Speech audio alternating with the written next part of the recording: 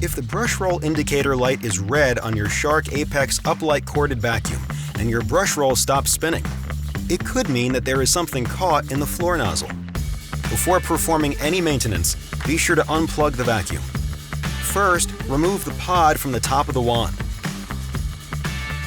Next, step on the release pedal to detach the wand from the floor nozzle.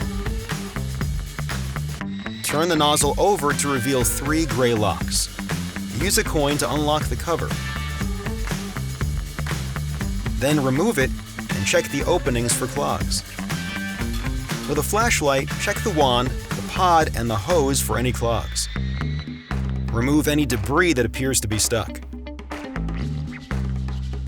Then, remove the soft roller using the eject tab and clear any debris. When done, reinstall the soft roller.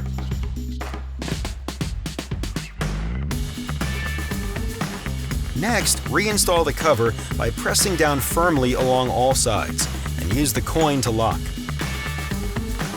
Lastly, reassemble your vacuum. The brush roll indicator light should now appear green and you can return to cleaning. For additional support, visit sharkclean.com.